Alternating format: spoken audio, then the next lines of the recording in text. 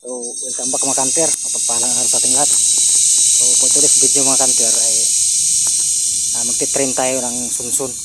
Ito yung sunsun na nahuli ko dito sa taas ng mangga. Ano? So, kids trap ang nakahuli nito mga kanter. Yan. So, nasa mga 3 o 4 na buwan na ito mga kanter. Tinalian ko kasi siya, mga 2 buwan ko siyang tinalian. Ano? Kung mapapansin nyo mga kanter, yung pakpak niya maiksi na lang. Kasi pinutulan ko para hindi masyadong mailap pa. So, nalagyan ko na ng pugad mga kanter. So, dito lang pala to sa likod ng bahay. Yan. Ito, sa ilalim ng puno ng mangga. So, subukan natin dito kung huhuni ba siya. Hindi muna natin dalhin doon sa gubat para hindi tayo masyadong mapagod ba. So, bago natin isabak sa gubat, i-train muna natin dito sa bahay. So ngayon, lagyan natin siya ng pulot. So, yan, kung mapansin nyo mga kanter, ay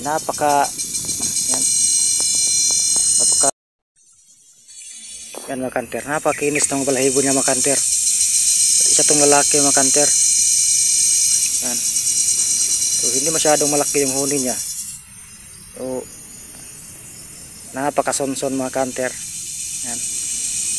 Ato, kinis masyado yung balahibo niya. Yan. Iti-train natin ito mga kanter. So, yan. Ganda mga kanter, no? So, i-train muna natin ito bago natin isabak sa gubat.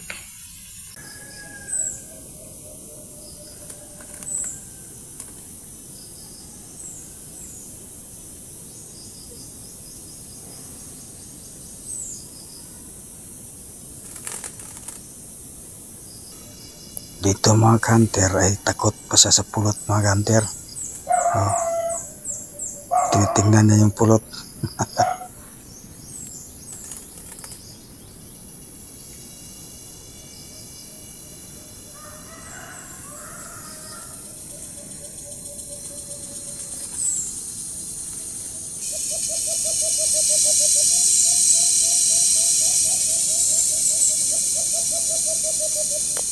Dito mga kanter, nagsimula na pala siyang humuli. So unti-unti lang. So napakabilis ng huli ng mga kanter. At ang gandang pakinggan.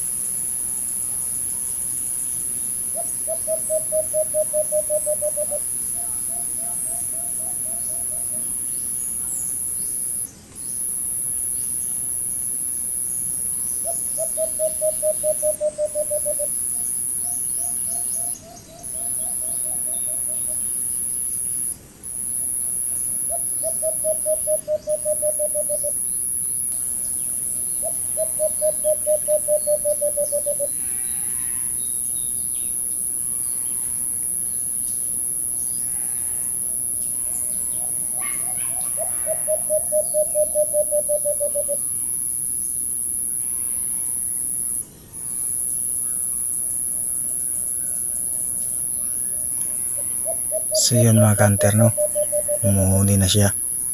So pwede na natin tong isabak sa gubat mga kanter. So abang-abang lang kayo mga kanter ha. Dadala natin to sa gubat pag maganda ng panahon, kasi palagi pang umuulan dito. So ganyan lang pag-train ng gagawing pangati mga kanter. Wag muna nating dalhin diretso sa gubat para hindi masayang yung oras natin.